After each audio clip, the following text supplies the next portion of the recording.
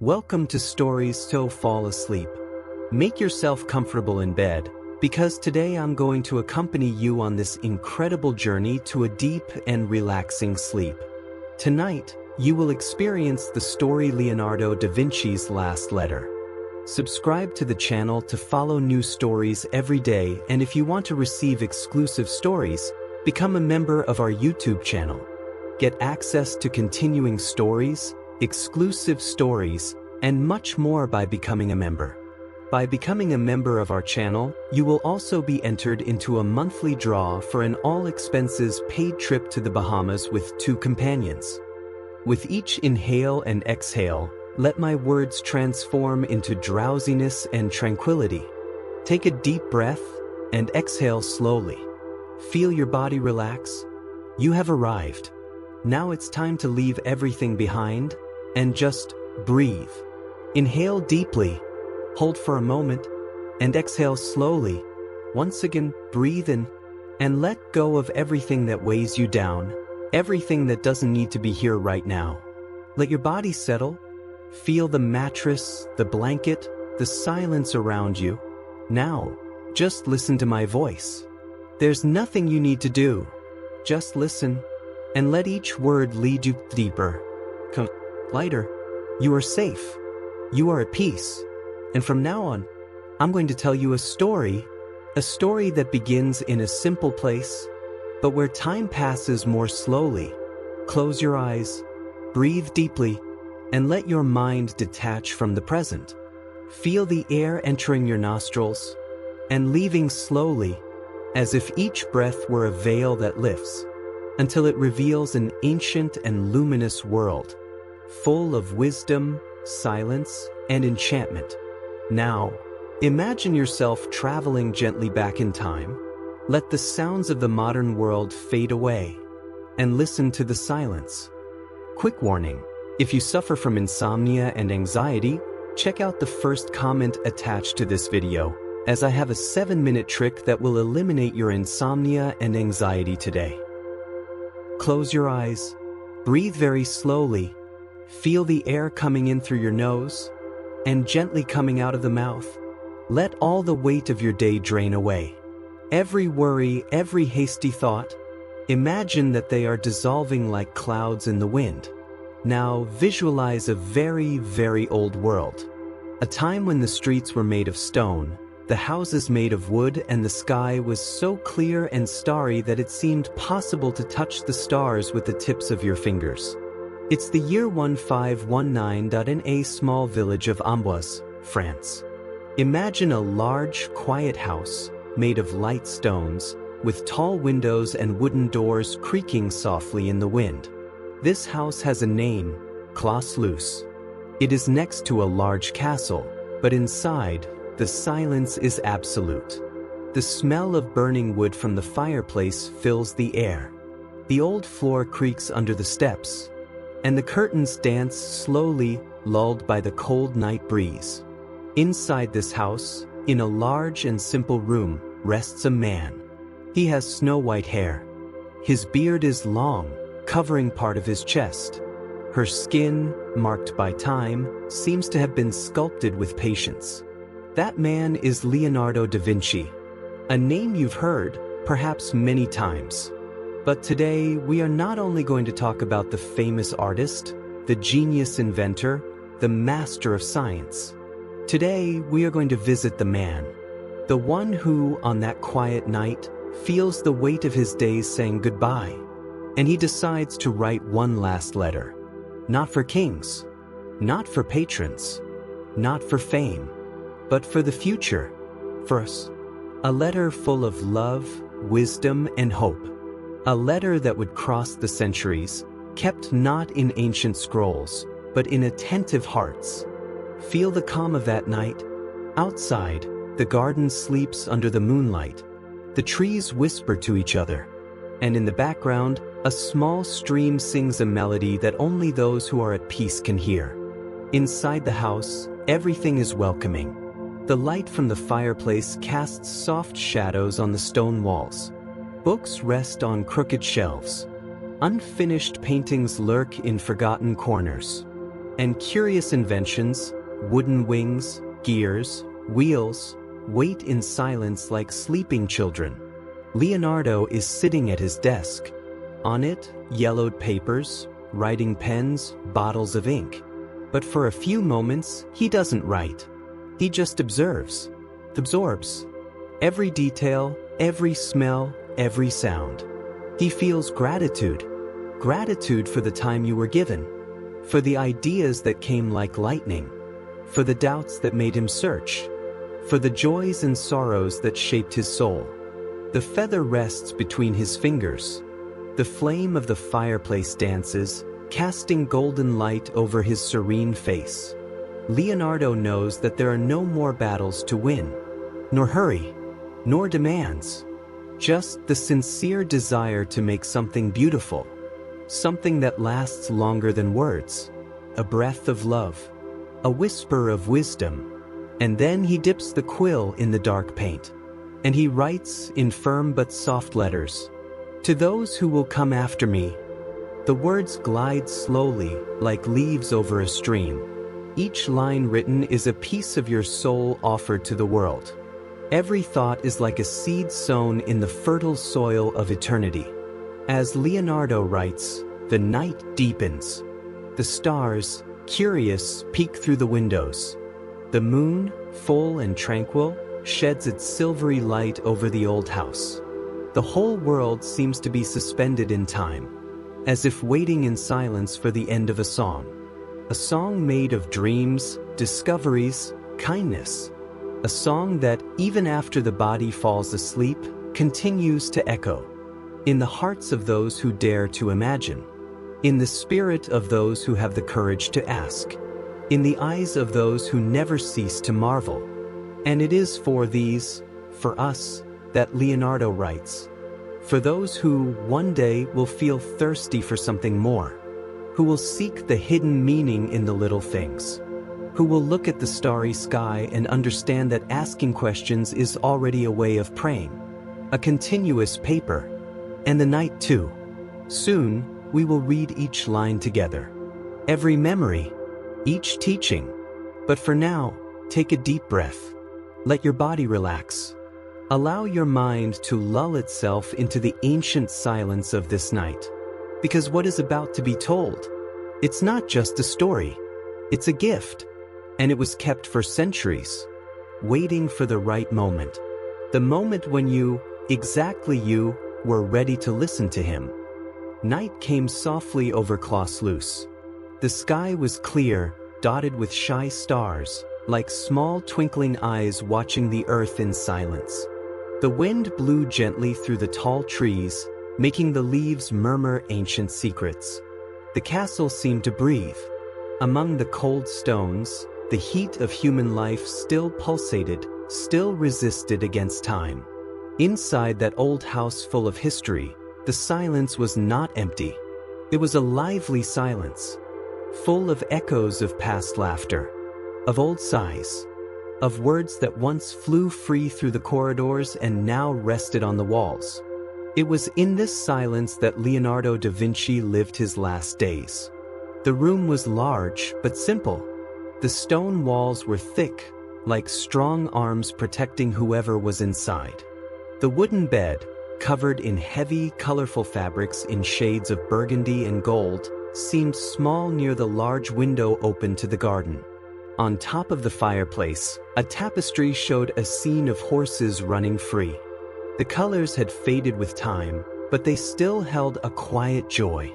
On the floor were hand-woven rugs, soft under his bare feet. And scattered around the room, instruments from another time, maps, globes, glass jars, writing pens, unfinished paintings, wooden gears. Each object seemed like a story. Each story seemed to sleep, waiting only for one look to awaken. Leonardo was sitting at his oak table. It was a large, old table, full of scratches, ink stains and tool marks. The light of the fireplace illuminated his face with a golden glow. His white hair fell loosely over his shoulders. His beard, long and soft, looked like part of the very cloak that covered him. Your eyes? Ah, Leonardo's eyes. They still glowed. Even with the weight of the years. Even with a tired body. His eyes were open windows to worlds that few dared to dream.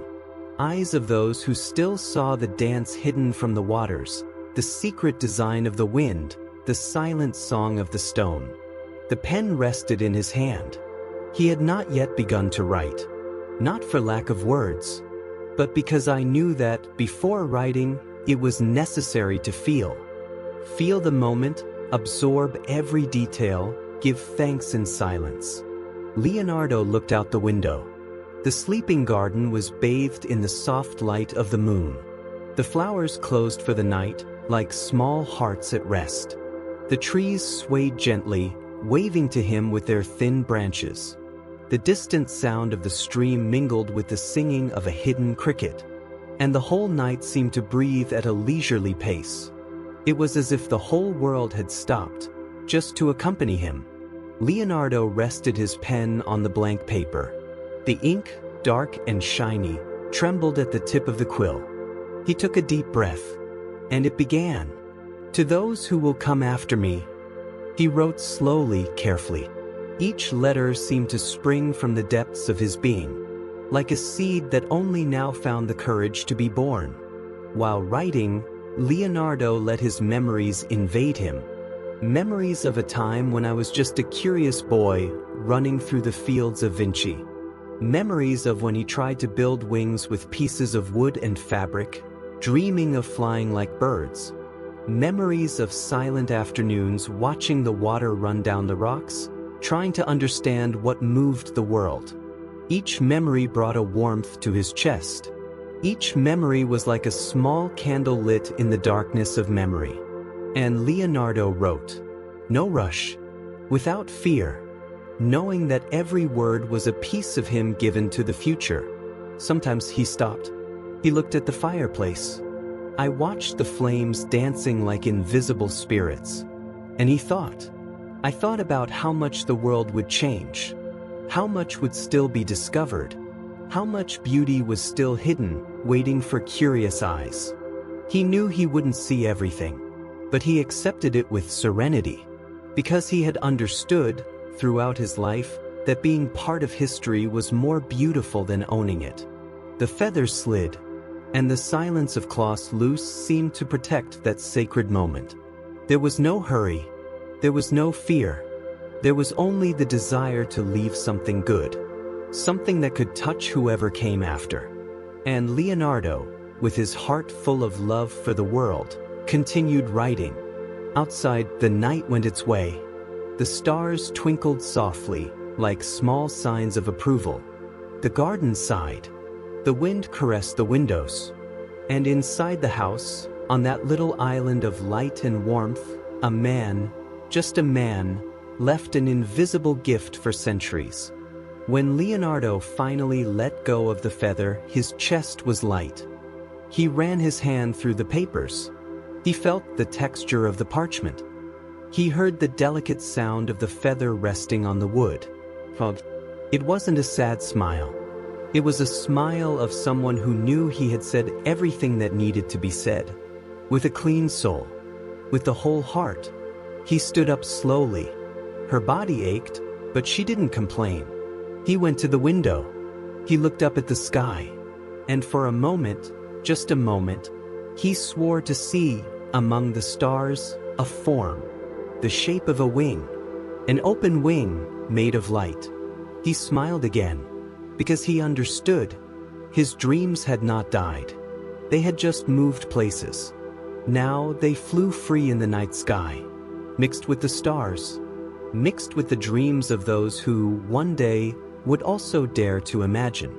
Leonardo closed the window carefully. Back to your desk. He took the letter. He kept it in a small wooden box. And he placed it on the shelf, among anatomy books, maps of unknown lands and studies on water. There she would stay, waiting, patiently, like a seed waiting for spring. Before going to bed, Leonardo took one last look at the room. The fireplace was still crackling. The paint was still shining. The silence still sang. He knew that night was different. Special. It was not an end. It was a transformation. And as he closed his eyes, enveloped by the warmth of the blanket and the good smell of wood and paper, he felt that he had accomplished his mission. He had created it. He had loved. He had believed it. That's it. It was enough. Outside, the wind continued to sing, taking with him, through the sleeping fields and silent streets, the song from Leonardo's last letter.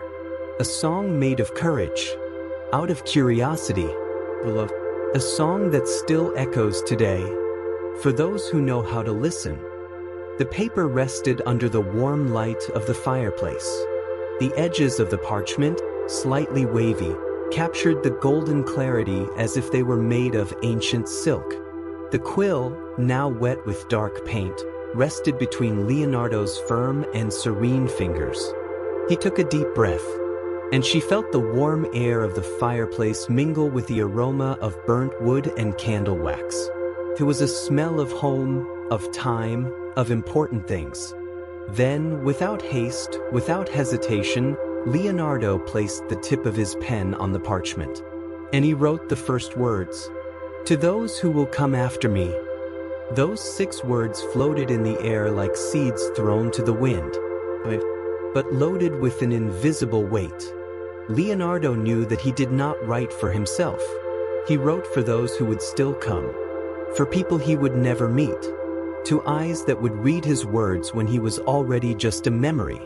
And yet she felt a deep connection, a silent bridge between different times, as if the love for curiosity, beauty, life, were a river that never runs dry. Leonardo looked up. He looked at the half-open window. The wind outside murmured an old song, lightly beating on the sleeping leaves and branches. The full moon hung high in the sky, pouring its silvery glow over the garden of Clauselus. He smiled. Nature had always inspired him more than any palace. It was always among the fields, the rivers and the rocks that he found the greatest answers and the greatest questions. He dipped the quill in the ink again, and he continued, "Life is short, but the attentive eye makes it eternal." Every word written seemed to warm up the room, as if each line lit an invisible candle in the room. Leonardo wrote about the importance of observing, to see what others don't see, to listen to what the wind says when no one else is paying attention. He remembered the times he would sit for hours by streams, just watching the water flow, learning their paths, their leaps, their silences. From those moments, his studies on the movement of fluids were born. From those lonely afternoons, ideas were born that centuries later would still echo. The feather danced, slowly but without stopping. Leonardo wrote, "Whoever observes the water understands life. Always on the go, always shaping what he touches, always moving forward." He paused for a moment to look at the flame of the fireplace. The shadows flickered on the walls, creating drawings that seemed alive. It was easy there to believe that everything had a soul, that even the fire told stories in its language of light. Leonardo knew the world was talking. It was enough to listen. Turning to the parchment, he wrote further, "Dorush, the world reveals itself only to patient eyes." These words came from his own experience. How many times had haste made him make mistakes, draw without understanding? How many times had calm allowed him to discover, to create, to understand what had previously seemed impossible? Leonardo smiled as he wrote, because he knew that his biggest mistakes had been his best teachers, and that, many times, more important than the destination was the path. The fireplace crackled softly. The clock on the wall struck a discreet hour. The house seemed suspended in time. From the hallway, the sound of light footsteps. It was Francesco Melzi, his student, his friend, his almost son. But Leonardo didn't turn around. He knew that Francesco understood. That night, words would be sacred, and those who truly love know when silence is the best company. Francesco just left a small jug of water and a fresh loaf of bread on the side table. And he left, with the lightness of someone who knows that there are moments that must be respected as a prayer. Leonardo turned his attention to the roll. His hands, though scarred by time, still moved with grace. He wrote, "Making mistakes is natural. The shame is not in failing, but in not trying." He thought about the projects that never worked, in the machines that didn't fly, in the drawings that collapsed in their own complexities. And he understood that each attempt had been a bridge that will take you closer to something bigger. The paint glistened under the firelight. Leonardo wet the pen once again, and he wrote, "True knowledge comes from curiosity, of not accepting the first answer, to ask, to question, to love doubt as one who loves an old friend." He smiled at the thought of how stubborn he had been, how strange people thought it was for an elderly man to still want to learn the names of herbs, the behavior of birds, the mystery of the tides. But for him, it was simple. To live was to learn was to love. The wind blew a little stronger outside. The candle flickered, casting dancing shadows on the ceiling. Leonardo rested his sentence for a moment. He looked at his hands. So many times they used tools, mixed paints, modeled clay, built dreams. Now they were slow, but still beautiful. Each wrinkle was a storyline, each scar a silent medal. He further wrote, "Honor your hands. They are the ones who turn dreams into reality." The night progressed. Sleep did not come, but Leonardo didn't care. There, surrounded by the warmth of the fireplace and the invisible company of the stars, he felt a peace he had never felt in great courts or palaces. It was a simple peace, made of gratitude, made of love. Before closing the first page of the letter, Leonardo wrote one last sentence. "Be curious, be patient, be kind, and you will live forever." And when he finished the last letter, he let the pen slip from his fingers. He took a deep breath, and he closed his eyes, for a moment, to store everything, every word, every memory, every dream. The wind continued to sing outside. The fire continued to dance. And inside the stone house, on that little island of light, a man's heart shone like a star. A star that, even after going out, he would never fail to light the way. The pen rested quietly on the table. The fireplace continued to crackle softly, spreading its mild warmth across the room. Klaus Luce's house seemed to breathe along with Leonardo, in a silent and tranquil symphony. Leonardo was there, motionless, staring into the void. But inside, he saw much more than walls and fire. He saw the past. His memories ran free, like birds crossing the fields of his childhood. And among all the memories, one lit up with special force that night. The girl from the river. Leonardo closed his eyes, and he let time take him back. He was just a boy. He had disheveled hair, knees always dirty with dirt, and eyes that seemed to drink the world. It was a spring morning in Vinci, his small home village. The sun was golden and soft, spreading warmth over the hills covered with wildflowers. The air smelled of fresh grass and running water. Leonardo, as he did almost every day, had gone out to explore. He loved to walk among the trees, listen to the songs of the birds, follow the course of the streams with his watchful eyes. But that day, something different caught his attention. Near the bend in the river, he saw a scene he would never forget. A girl, perhaps a little older than him, kneeling at the water's edge. Her hair was long and brown, held together by a broken ribbon. His clothes were knee-deep wet, and in her delicate hands, she held a small bird. The bird trembled. His eyes were closed, and his soaked wings seemed too heavy to take flight. The girl whispered words that Leonardo could not hear. He blew on the wet feathers. He tried to warm his small body with the palms of his hands. She was so concentrated that she did not even notice the boy's presence. Leonardo stood there, hidden among the trees, watching. His chest tightened, not because of fear, not out of curiosity, but for something deeper. Something that, even without understanding it properly, he recognized. The value of a life. Even a life as small as that. Time passed slowly. The girl, patient, continued to take care of the bird. He picked up dry leaves, built an improvised nest. It protected him from the wind. She spoke to him, as if her voice could convince him to stay. And in an almost magical moment, the bird opened its eyes. Weak, but alive. His little fingers clung to the leaves. His chest rose and fell, struggling. The girl smiled, a shy smile, but so full of hope that it made Leonardo's heart beat faster. He wanted to run to her, help, say something beautiful, but he stayed where he was, because she understood that that moment belonged only to them, to the girl and the bird.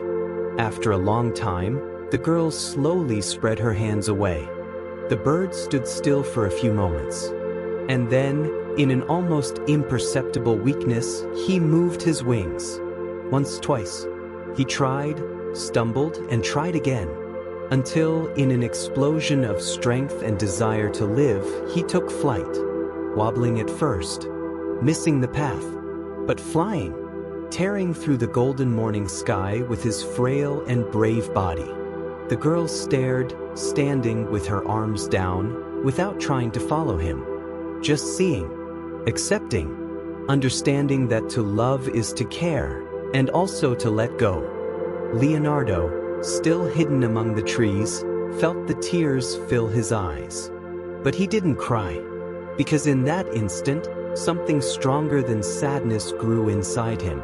A silent understanding, a silent oath, that every life matters, that every little existence is precious, that every being, great or small, deserves tenderness.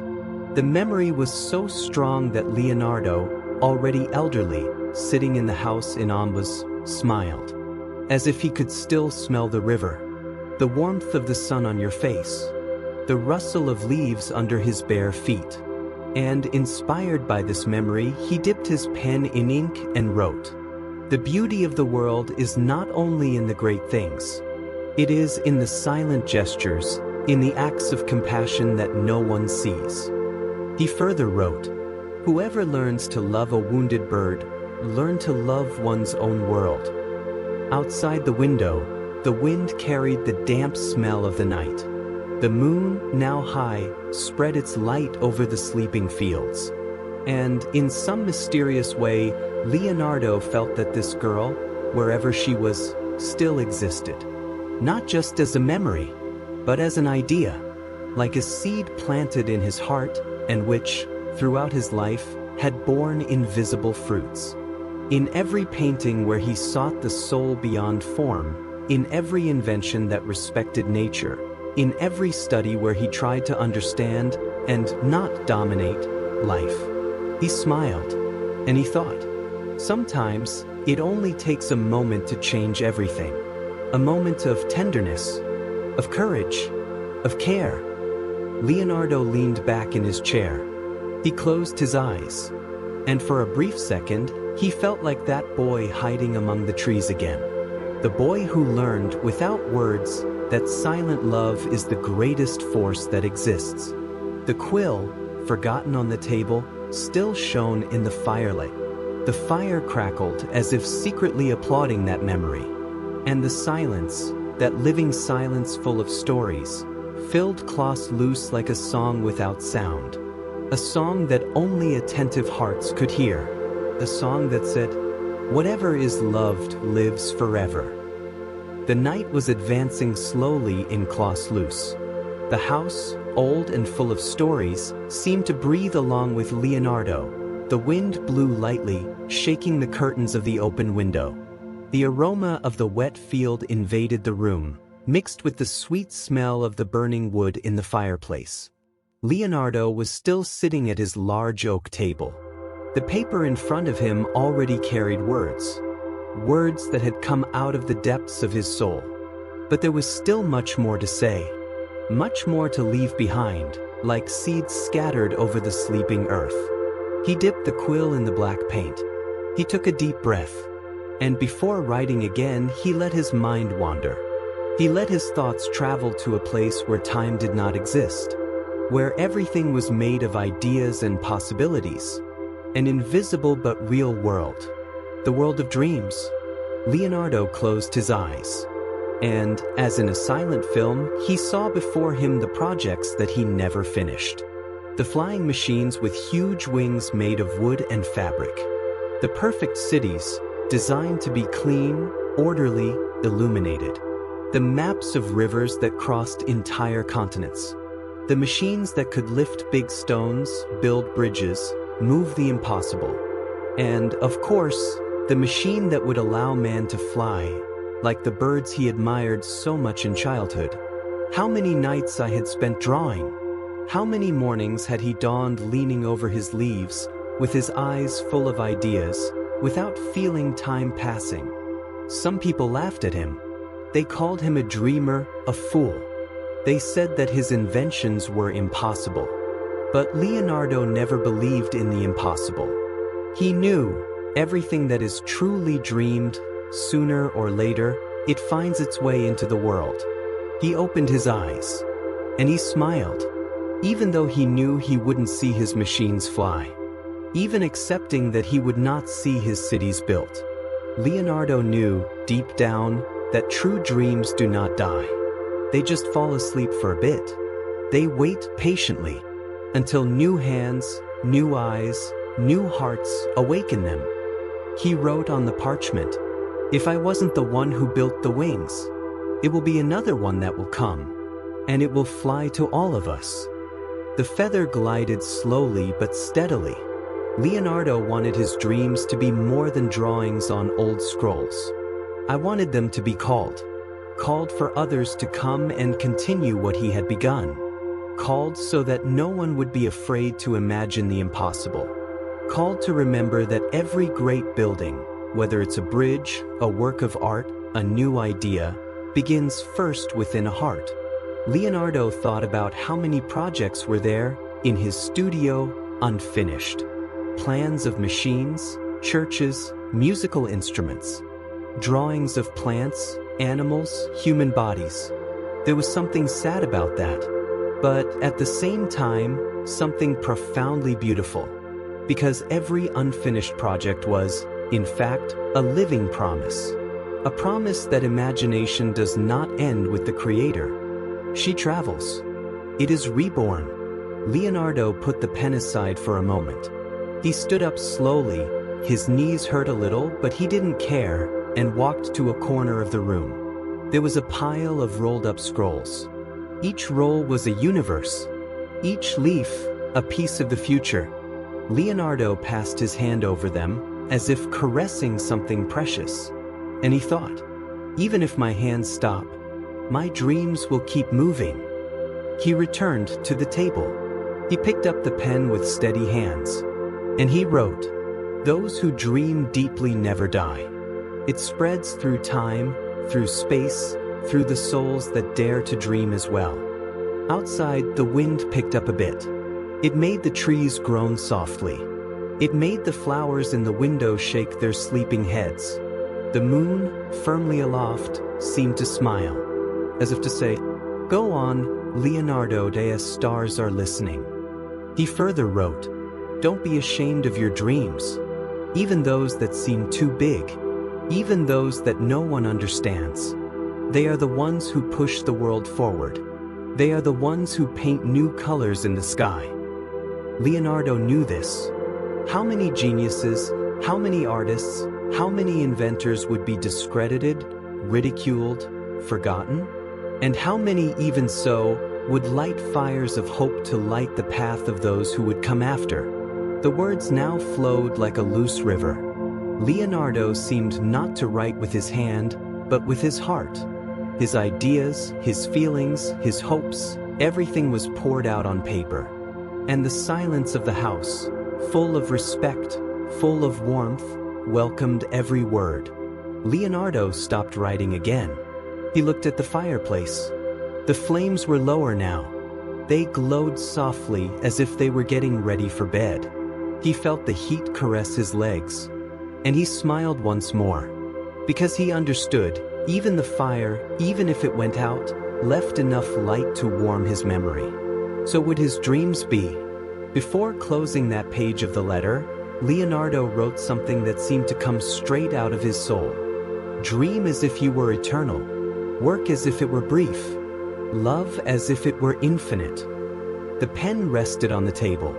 The flames of the fireplace danced once more. Outside, the sky darkened even more. The stars lit up more strongly. And inside Klaus Loose, Leonardo felt such a peace that he seemed to have returned to his childhood. A childhood where everything was possible, where the world was immense and mysterious, where the simple flight of a bird could forever change a boy's heart. He closed his eyes. And he did. He heard the silence of the house. He heard the singing of the wind. He heard the soft echo of his own dreams spread through the night. And he did. I knew that even after his name was forgotten, even after his drawings faded, his love for the mystery of life would continue to shine through. On the wings of each new invention, in the trace of each new artist, in the curious look of each new child, Leonardo da Vinci fell asleep for a few minutes in that oak chair. He dreamed that he was flying, not with heavy machinery, but with light wings made of light and thought. It flew over golden fields, about illuminated cities, over silent seas, and wherever he went, he left behind small sparks, seeds of dreams, small lights ready to set the world on fire with beauty, with courage, with hope. The letter, still unfinished, was waiting on the table, and beside her rested the heart of a man who understood. True dreams don't end, they just change hands. The house of Klaus Loose was completely enveloped in the night. The wind from the field blew gently through the cracks in the window, bringing the sweet smell of damp earth. The moon, round and luminous, poured silver over the roofs and silent gardens. Inside, the light from the fireplace still resisted. The fire crackled softly, like an old friend who didn't want to leave. And Leonardo, sitting in his oak chair, felt the pleasant heat spread through his tired legs and arms. The parchment still rested on the table. The written words shone in the soft light, as if they were alive. But now, Leonardo let the pen rest. His hand, firm just now, was now trembling slightly. Not of weakness, but of emotion. It was hard to say everything that needed to be said. It was difficult to organize so many years in so few pages. He knew that some important things could not fit into words. They were things that could only be felt. Like friendship. Leonardo closed his eyes. And he thought of Francesco Melzi, the young Italian with sweet eyes and a patient soul, who had become much more than an apprentice. He was a friend, a son at heart, a silent presence that knew when to speak, and, more importantly, when to be silent. Leonardo smiled as he remembered how Francesco had come to him, a curious, shy boy, full of questions in his eyes and respect in his gestures. Over the years, Francesco had learned more than drawing and painting techniques. He had learned to listen to the world. He had learned to respect doubt, to honor silence, to see beauty in simple things. Leonardo opened his eyes when he heard a faint noise. The bedroom door opened slowly, unhurriedly. Francesco entered, carrying a small tray. On top of it, a bowl of hot soup and a glass of wine. He walked to the table, his footsteps soft on the wooden floor. He placed the tray next to Leonardo without saying a word. And then he just tilted his head slightly as if to say, "I'm here." Leonardo looked at the young man. His face was lit by fire, revealing gentle and firm features. There was a calm in Francesco that could not be taught in books. A silent force. A deep patience, like that of the river that carves the stone without haste. Without breaking the comfortable silence that enveloped them, Leonardo picked up the bowl. The soup smelled of fresh herbs and baked bread. He took a small sip. He felt the heat going down his throat. He felt life warm his chest. Francesco sat nearby, in a low chair. They didn't speak. They didn't need to. Because true friendship doesn't require words all the time. Sometimes it happens in silence. In the simple gesture of bringing a hot soup on a cold night. Leonardo thought about how his whole life, full of travels, patrons, battles, studies, culminated there, in the simplicity of a soup shared among friends. And he understood something very profound. That true love is not made in grandiose gestures. It is done in small daily acts. It is done in presence, in constancy. He rested the bowl on the tray. He picked up the pen again, and he wrote, "The true gold of life is the invisible bonds we build." Francesco watched Leonardo fondly. He knew that the master was tired. He knew those words were treasures. And he knew that his mission was simple, but sacred, to keep the memory, to protect the dreams, to continue the flame. Leonardo further wrote, "Friendship doesn't ask. It does not require. It does not charge. Friendship is like the river. It flows calmly, skirts stones, feeds the banks." The silence between them was not empty. It was full of respect, full of love. It was like a song that only those who truly love can hear. Leonardo looked up and found Francesco's. And without speaking, he said it all. "Thank you." Francesco smiled. Just a slight movement of the lips, but who carried a whole world of feelings. The night progressed. The wind was blowing on the windows. The fire in the fireplace was weaker, but still firm. Leonardo felt the fatigue weigh on his shoulders. Francesco noticed, and he stood up. He took a soft blanket and placed it carefully over the master. Leonardo accepted the gesture as if receiving a blessing.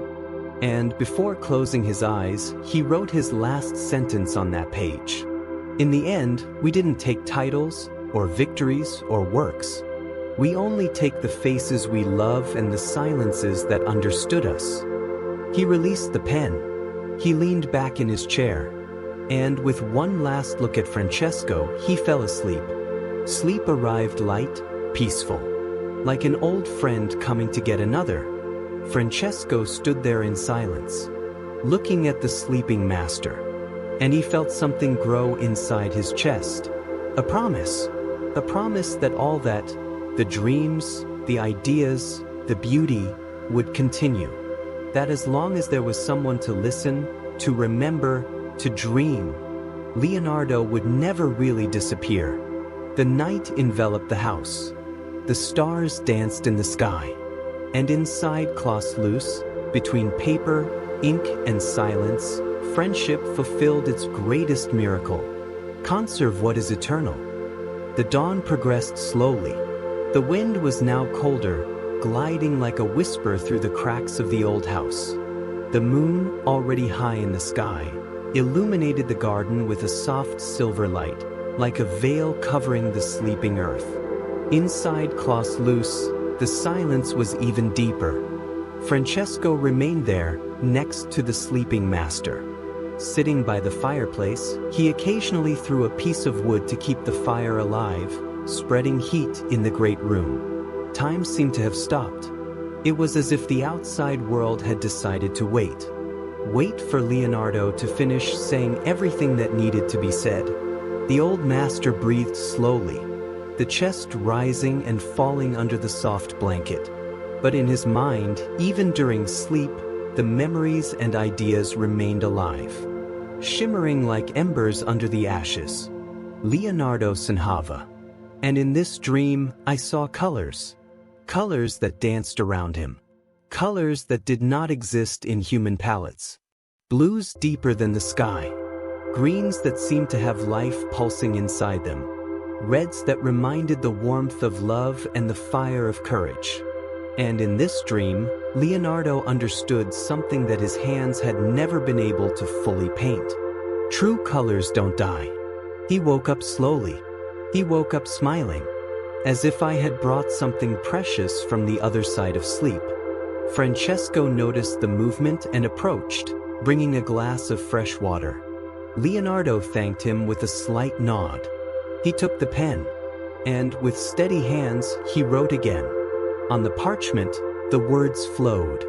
The paints go out. The paintings crack. The walls crumble. But the true colors, those that are born of the passionate gaze, those never disappear. He remembered every concoction made in his youth, of the pigments crushed with stone, of the colored powders blowing in the air, from risky experiments trying to create new tones, new sparkles, new textures, all to capture the light of the world, all to put on paper what the heart saw, but that the eyes alone could not show. Leonardo knew that many of his works were already fading. Time was relentless. Time corroded walls, cracked paintings, faded canvases. But it didn't matter, because what he really wanted to paint wasn't stuck on paper.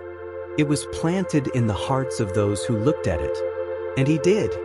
He further wrote, "What we really paint is not what the eyes see. It's what the heart keeps." The fireplace crackled softly. Shadows danced on the stone walls. Leonardo looked at the fire and saw all the colors he loved there. The warm gold of summer mornings, the soft orange of autumn afternoons, the dark blue of starry nights, the silent white of snowy days. Each color brought a memory, each memory an emotion, and each emotion a small eternity. He thought of Mona Lisa, in her enigmatic smile, suspended forever between mystery and tenderness. He thought of the Virgin of the Rocks, of the serene Madonnas, of the scenes of rivers, of mountains, of faces forgotten by time. It didn't matter if the paintings would last another 100, 1,000 years. What mattered was what they had planted, what they had awakened. Leonardo wet his pen again, and he wrote firmly, "The hands of time can erase the ink, but they will never erase the emotion she sowed." He supported the pen for a moment. He looked at Francesco. The young man smiled discreetly, as if he knew exactly what his master was thinking. And he knew, because Francesco also loved colors. Not just the colors you see, but the colors that are felt. The colors that dye the soul, that warm the chest, that make life meaningful. Leonardo picked up the pen again, and with a slight tremor he wrote, "What does it matter if the painting cracks? The love that created him has already spread throughout the world." Outside, the trees whispered, the night caressed the rooftops, and the moonlight bathed the world, painting everything with the same invisible brush that Leonardo always tried to imitate. He then remembered a conversation he had had as a young man. An old painter had said to him, "The best colors are not in the paints. They are in the eyes of those who love." At the time, Leonardo did not understand. Now he understood. Now I knew. The master bowed his head. He let fatigue take over. But first he wrote one more sentence. "Paint life with gentle gestures. Paint the world with kindness, because those colors will never fade." The feather fell softly from his hand. Leonardo closed his eyes, and he let the colors continue to dance in his mind. Colors made of love, as a souvenir of hope. Francesco, in silence, took the parchment. He read the words while they were still fresh, and he felt a tightness in his chest, because he knew that these were not just words. They were promises, promises painted with the soul, promises that he would have the honor of carrying to the world. The night was coming to an end, but there, in that stone house, in the gentle warmth of the fireplace, the colors were still vivid. shining in words, pulsating in hearts, and dancing eternally in the welcoming silence of true friendship. The dawn touched its deepest moment. The sky outside was darker than ever, a thick, silent cloak, only punctuated by the quiet glow of a few brave stars. The wind had died down. Nature seemed to have held its breath, waiting, respectful. Inside Klaus Loose, the fireplace fire was now just embers. Small stones of red light still spread warmth across the old wooden floor. The whole house seemed to be asleep, but in Leonardo da Vinci's heart, something still shone brightly. One last flame, one last will, one last lesson to leave. Leonardo woke up slowly. He opened his eyes slowly. She felt the pleasant weight of the blanket on her legs, the good smell of burning wood in the air. Francesco was there, sitting in his low chair next to the fireplace, asleep. Her head hanging gently to the side, her golden hair illuminated by the dim light. Leonardo smiled, and he felt, in that silent smile, the truest peace he had ever experienced. He turned his head to his desk. The scroll was still waiting. There was still room for a few more words. Words that, perhaps, were the most important of all. He didn't have to think too much. His heart already knew what to say. With effort, he got up. His knees hurt, but he ignored it. She crossed the short space to the table, leaning on the chairs and stone walls. Every step was heavy, but each step was also full of purpose. When he reached the table, he sat down. He took the pen, and he dipped it in the dark paint one last time. The room was in complete silence except for the soft sound of Francesco's breathing. Leonardo looked at the young man, and a wave of tenderness invaded his chest. Then he turned to paper, and he began to write. If I could leave just one thing for you that will come later, it would be this: never stop asking. The feathers slowly slid. Leonardo felt that each word needed to be written as if it were an eternal whisper. Something that would not disappear over time. Something that would travel from heart to heart. Ask about heaven. Ask about the waters. Ask about what is behind what you see. And most importantly, ask about yourselves. Where does your joy come from? Where does your sadness go? What makes your heart race? Leonardo stopped. He looked again at the fireplace, now almost extinguished. And he thought, how many times, throughout his life, had he forgotten to ask himself? How many times had I accepted ready-made answers, without looking deeper? He knew now, the world doesn't just need answers. It needs, first of all, good questions. He continued, curiosity is the fire that keeps the soul burning. When we stop asking, we start to fall asleep. And the world needs awakened souls. Leonardo's hand trembled more now. But he forced himself to continue. There was something more, something even more precious that needed to be said. He took a deep breath. And he wrote, don't worry about being perfect. Perfection is a broken mirror. The more we try to see our reflection, the more we cut ourselves. Be whole, not perfect. Leonardo smiled as he wrote this. He thought about how many times, trying to make the perfect picture, the perfect drawing, the perfect project, he had almost lost the joy of creating. But what really mattered was the gesture. On delivery. The passion. Not the result. Work with love. Dream with courage. Love generously. And that will be enough. Leonardo rested the pen on the table. He closed his eyes for a moment. He let the images dance in his mind. He saw faces he loved. He saw the fields of Vinci, his childhood running under the golden sun. He saw his first crazy machines trying to fly. He saw his paintings, his sculptures, his maps. And he also saw his mistakes, his failures, his days of loneliness. And loved every bit of it. Because he understood everything, absolutely everything, was necessary. Everything made him who he was. He picked up the pen again. And as a final whisper he wrote, "Do not regret your stumbles. Every fall teaches the way of lightness." Leonardo's hand slipped, exhausted. Francesco, awakened by the movement, ran to him. She held it tenderly. Leonardo smiled. A calm smile, full of light. Francesco understood, and with tears in his eyes, he held the master's hand. Without saying anything, without asking anything, because I knew that there, in that gesture, in that look, was the greatest lesson of all. The lesson that no words could explain. The lesson that only true love could teach.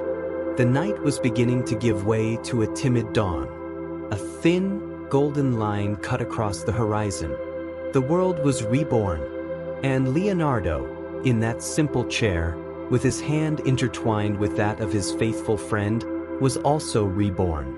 Not in the flesh, but in light, in a dream, in seed, in promise. The last sentence he wrote, still visible on the parchment, read, "Everything that was created with love will live forever." And so, in silence, surrounded by love, under the soft colors of dawn, Leonardo da Vinci is gone. Not like someone who is leaving, but as someone who transforms himself. Francesco remained there, for long minutes, holding the master's hand, keeping in his chest the certainty that Leonardo would still be alive. In every question asked by a curious child, in every bold stroke of a passionate artist, in every crazy dream of someone who believes in the impossible. And as the sun slowly rose in the sky, and the first birds sang in the window, Francesco, in silence, promised, "I'm going to spread your colors, Master. I'm going to spread your seeds, and the world will flourish." The day has dawned completely in Clauselus. The sun, still timid, spread a golden light over the hills, painting the garden with soft colors. The flowers, still damp from the dew, shone like small stars. The birds, waking up one by one, filled the air with their light and pure songs. Life took its course, calm, respectful, immense. Inside the stone house, the room where Leonardo had rested for the last time was bathed in this new light. Everything looked the same, and at the same time, everything looked different. Because now, there was something invisible there. Something planted. Something that could no longer be erased. Francesco was standing next to the table. The parchment, the letter, rested under his watchful eyes. Leonardo's words shone in the morning light, as if they had been written in living ink. Francesco read each line, slowly, letting every word trickle down to his heart. And as he read, he felt something born inside him. Something that was not sadness. It was something else. Something bigger. Something like a mission. He knew that letter was not just for him. It was for the world. It was for the future. It was for all those who, one day, needed to remember who they are. And because it is worth loving, creating, dreaming. With steady hands, Francesco rolled up the scroll carefully. He tied it with a blue fabric ribbon, simple but strong. Then he placed the letter inside a small polished wooden box. On the lid he engraved the initials, and below them a simple sentence, "For those who still dare to dream." Francesco knew what he needed to do. Protect, and one day share. With whoever was ready. With those who still saw a road in the stars. With those who still felt the call of adventure in the wind. With those who still loved, not for the certainty, but for the silent faith that loving is, in itself, enough. The young man closed the box. He caressed the wood with his fingers, and he promised in silence, "I will carry your light forward, Master. As long as I breathe, your dream will live on." The days passed. The seasons have changed. Clauselus became quieter, more shrouded in mists. But the letter remained, protected, waiting. Years later, Francesco, already a grown man, still carried that small box with him. Sometimes, on cold nights, he would take it off his bookshelf. You open the old locks. He unrolled the parchment with careful hands. And he read, not with the eyes only, but with the heart. And each time he read, a certainty strengthened within him. Leonardo had not died. Leonardo walked alongside all who dared to love beauty, who dared to ask questions, who dared to create worlds where before there was only empty space. Francesco has aged, but before leaving, he handed the box to another young apprentice. He told him the story. He gave him the letter. He gave him the mission. And so it was. From generation to generation, the box traveled through time. It passed through the hands of artists who painted the unspeakable, by scientists who have tried to understand the stars, by dreamers who never took no for an answer. Each of them read Leonardo's words. Each of them listened in silence to the call. Never stop asking. Never stop loving. Never give up dreaming. The letter went through wars, deserts, rough seas. He survived fires, storms, forgetfulness. Because the things made of true love, these are indestructible. And now it comes to you. Yes, even you. It doesn't matter how. It doesn't matter if it's written words, whispered stories, dreams that come without warning. Somehow, the letter found you. And when you hear this story, calm, with your eyes closed as the world slows down, you receive it. You become part of it. You're also called to guard that light, spreading that flame, not to let it fade. Leonardo trusted you, even without knowing you. I trusted that one day, someone like you would hear your whisper through the centuries, and he would smile, and he would understand. You feel it, don't you? That discreet warmth in the chest. This desire to make something beautiful, even if small. This desire to look at the world with new eyes. This silent certainty that as long as there are those who dream, nothing will really be lost. Take a deep breath now. Feel the night enveloping you. Feel the invisible breeze of past generations. Feel the light touch of words that have traveled so far, only to find you. And know, you now carry an invisible heritage, an inheritance of love, of courage, of infinite curiosity, an inheritance made of light. Keep it well, or better, spread it out. Paint your days with the colors that never die. Love with open hands. Ask with bright eyes. Build, invent, imagine, even when it seems difficult. Because this is real living. Leonardo's letter continues, not on parchments, but in every soul that refuses to extinguish its own brilliance. In each person who transforms their piece of the world with kindness, with courage, with beauty. And now it's up to you.